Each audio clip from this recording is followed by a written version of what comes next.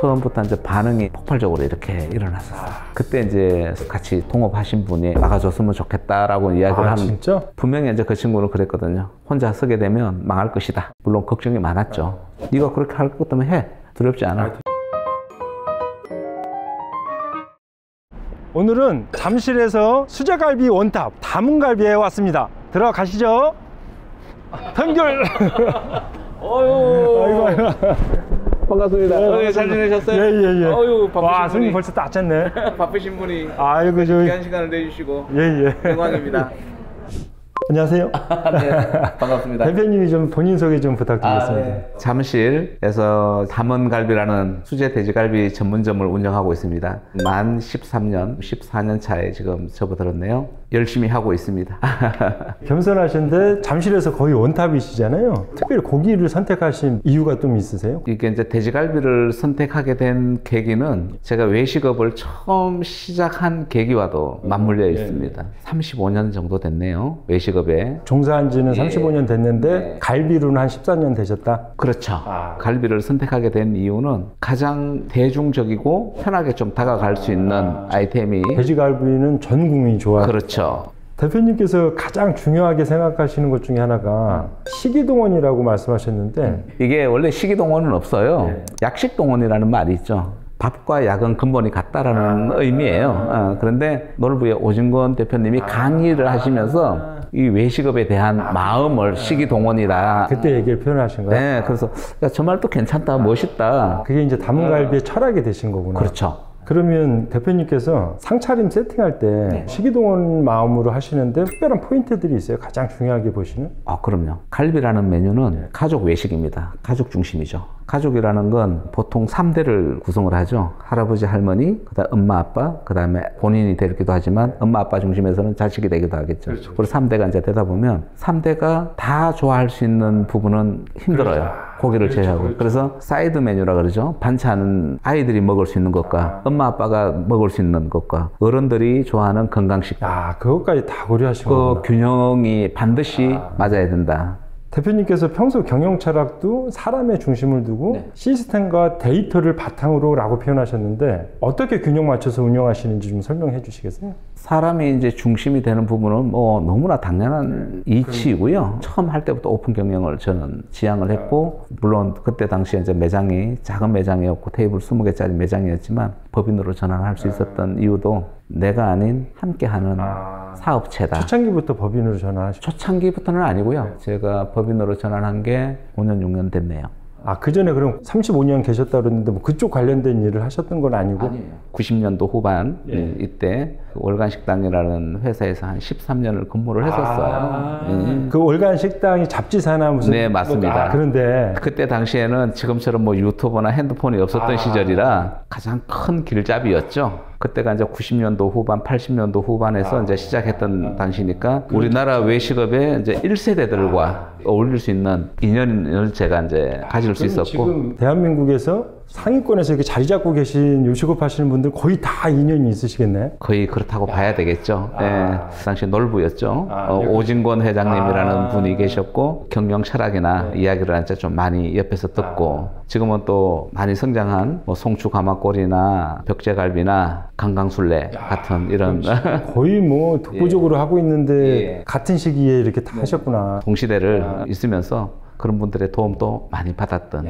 매장이 대단히 고급스럽거든요. 평소도 되게 넓은데 다 하셔서 이게 한 몇 평 정도 되죠? 1층이 60평 정도 됩니다. 테이블은 20개 지금 운영이 되고 있고요. 시작을 할 때 어려운 위치에 있는 그 점포를 인수하게 됐고, 이 최근에 지하층을 지금 여기죠? 지금 우리 촬영 지하층은 저희들이 이제 모든 메뉴는 현장에서 만들어져야 된다라는 고집이 있어서 들어오다 보니까 저 입구에서 고기를 썰고 조리하시는 것 같은데 아무리 요리 솜씨가 좋아도 좋은 재료에 좋은 음식이 나온다라는 그 원칙을 지키는 것이 가장 중요하다고 생각해서. 그럼 13년 전부터 여기 자리에서 계속 하신 거예요? 당시 이제 제가 형편이 넉넉하진 않았죠. 시작할 때가 이제 2012년 후반기에 이제 시작했는데 벼랑 끝에 선 마음으로 모든 걸 걸었죠. 당연히 음식은 차별화를 둬야죠. 고객의 경험도 중요하지만 공간에 대한 이해도 굉장히 중요하다. 그래서 사람들이 한번 갔던 그 공간을 기억할 수 있는 점포였으면 좋겠다. 그래서 디자인든 공간에 되게 신경을 많이 쓰셨고 지금 여기도 대단히 지금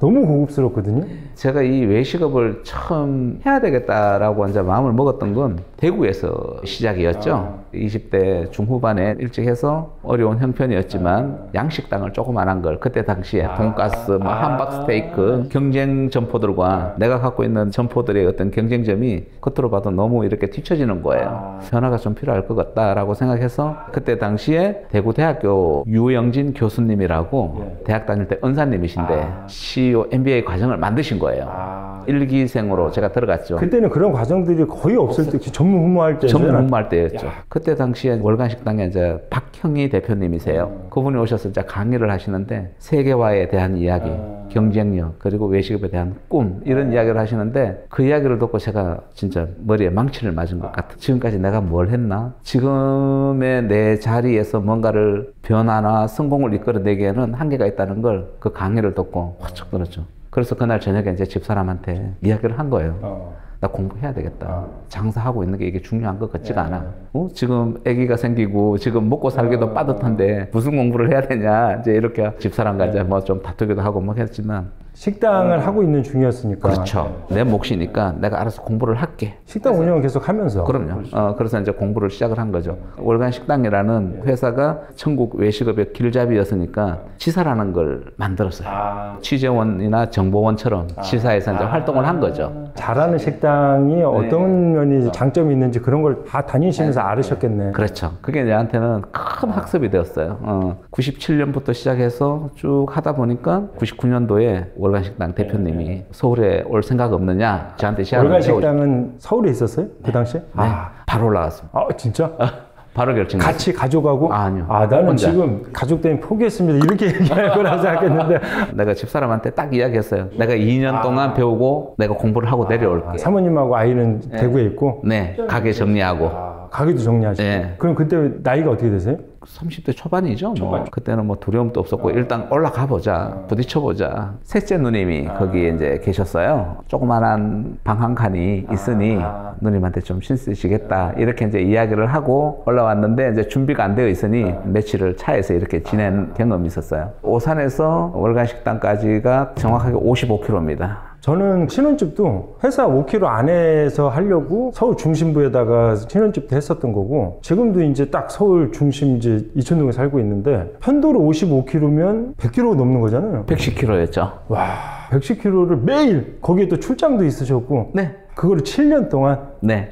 나라면 할 수 있을까? 이런 생각이 드는데 차 안에 있는 시간 동안 보통 어떻게 그 시간을 보냈어요? 왕복 한 2시간, 3시간 되셨을 텐데. 차에서 보낼 때 그래서 이제 교육이라는 프로그램을 제가 맡아서 하고 있을 때였으니까 테이프 녹음 강의를 많이 들었죠. 뉴스 듣고 강의 듣고 뉴스 듣고 강의 듣고. 차에 있는 시간이 대표님한테 또 인풋을 만드는 시간이었었네요. 그랬던 것 같아요. 자연스럽게 그냥 그렇게 됐어요. 배움에 대해서 늘 그 내공이 점점 쌓이셨던 것 같습니다. 아이고. 갈비 전문점 시작하게 된 계기가 이제 상세히 좀 얘기 좀 해주시겠어요? 갈비집을 하시는 분과 인연이 돼서 제가 이런 걸 하고 싶습니다 했고 교육과정에서 만나신 그렇죠. 월간식당에서 네네. 그래서 내가 하고 싶어요 라고 했더니 같이 합시다 이렇게 된 거예요. 같이 좋기는 한데 제가 가진 게 없어요. 형편이 그렇게 넉넉하지가 않습니다. một 반반씩 하면 되죠. 이렇게 이제 처음에 시작을 하게 된 거예요. 처음에 동업으로. 네. 근데 동업을 오래는 못 하시고 시작하자마자 바로 그러니까 한 3개월 만에 각자 길로 갔다고 그러는데 그 얘기도 좀 해주시겠어요? 형편이 넉넉하지 않은 상황이었으니까 올인을 할 수밖에 없었던 거고 에너지가 많이 있을 때였죠. 근데 이제 그분 같은 경우에는 이제 오랜 경륜이 있었고 그분에게 내가 많은 역할을 할 수 있을 것 같아 라고 생각해서 시작을 이렇게 이제 했는데 처음부터 이제 반응이 폭발적으로 이렇게 일어났어요.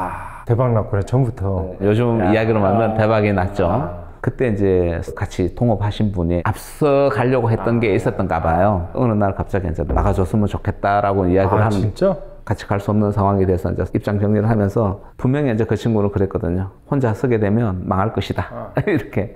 물론 걱정이 많았죠. 그때 이제 제가 지인들이 많이 있잖아요. 이제 그분들한테 제가 도움을 내가 받을 수 있겠다라는 자신감이 있었고, 오랫동안 제가 또 이 업에 있으면서 알고 지냈던 전문가들이 또 많이 있습니다. 서로 또 도와주시겠다고. 제가 이제 어려운 처지에 이제 처하게 되니까 그분들이 서로 나서서 도움을 주시겠다고 표현을 했고 해서, 네가 그렇게 할 것 같으면 해. 두렵지 않아. 되게 유하시고 화도 안 내시고 막 그럴 것 같으신데 단호할 때도 대단히 단호하시구나라는 게 도저히 함께 할 수 없다고 생각하면 그때는 그 사람과 인연은 거기서 이제 끝이 났다. 그리고 대구에서 서울 오는 것도 단호하게 결정 내리고 또 실행하시는 거 보면 확실히 잘하시는 분들은 뭔가 이렇게 결단력이나 실행력이 좀 다른 것 같아요. 아, 그런가요? 예.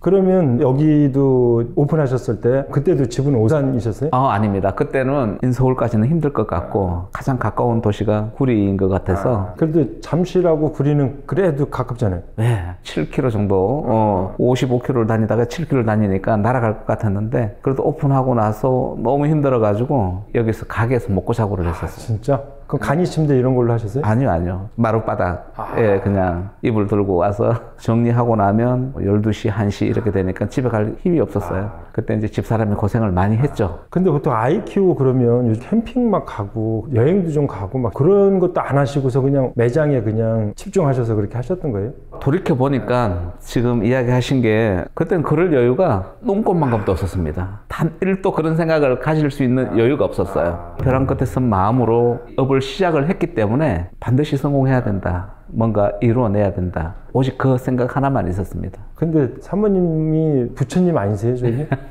주변에서도 제가 전생에 아마 나라를 구한 거라고 이야기는 하더라고요. 지금 제가 이렇게 할 수 있었던 것도 집사람의 믿음과 그 다음에 옆에서였던 힘. 그러면 카메라 보시면서 사모님한테 그동안 감사했던 표현을 한번 영상 편지 부탁드리겠습니다. 여보라는 호칭도 처음 쓰는 당신이 없었으면 이 사업을 시작도 지금의 이 자리도 아마 없었을 것 같아. 지나온 시간과 지금의 현재 모습, 이걸 기준으로 해서 우리 남은 시간도 더 열심히 해서 즐겁고 행복하게 살았으면 좋겠다. 늘 감사하고 사랑합니다. 야, 사랑합니다까지. 제가 아마 사랑합니다 안 했으면 사랑합니다 요청하려고 그랬는데, 멋있습니다. 네. 멋있습니다. 35년 하셨는데 네. 대표님만의 어떤 루틴이 있으실 것 같거든요. 아침에 일어나서 이제 운동하러 가는 거, 이제 이 부분은 오랫동안 좀 지켜오고 있는 부분이고, CEO 과정을 지금까지 한 13년째. 하나 끝나면 계속 교육을 다음 교육 듣고 다음 교육 계속 하시더라고요. 1년에 1개에서 2개 과정은 반드시 듣습니다. 그러니까 계속 인풋을 만드시니까. 그게 이제 가장 큰 루틴이라면 큰 루틴이죠. 그리고 지금까지 이제 많은 시행착오를 좀 겪으셨는데, 시행착오를 통해서 얻었던 교훈을 우리 시청자들한테 말씀을 해주시면 도움이 될 것 같습니다. 외식업이라는 사업은 본인의 역량과 결단도 반드시 중요한 요소이긴 한데, 혼자 살 수 없는 사업이 외식업입니다.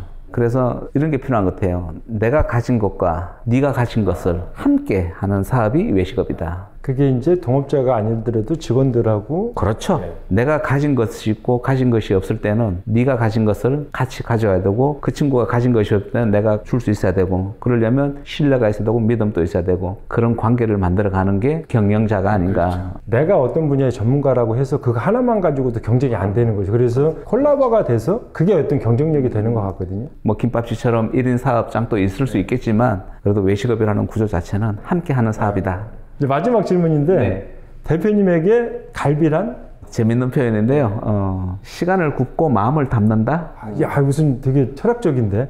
시간을 굽는다는 의미는 맛있는 고기를 만들어가는 숙성되는 과정이 72시간이라는 시간이 있고요. 그 72시간을 맛있게 구우려면 숯불이 불이 좋아야 됩니다. 그래서 그게 부드럽고 맛있구나. 네, 그거는 원칙입니다. 좋은 재료를 원칙에 따라서 숙성을 하고 정밀하게 가공을 하고. 그래서 시간을 72시간의 시간을 굽는다라고 표현하셨거든요. 네, 그리고 그거를 마지막까지 따뜻하게 손님들이 드실 수 있게 마음을 담아내는. 아까 3대가 먹을 수 있는 반찬까지 고려해서 마음을 담아서 이렇게. 모든 음식은 현장에서 만든다. 이 원칙. 예.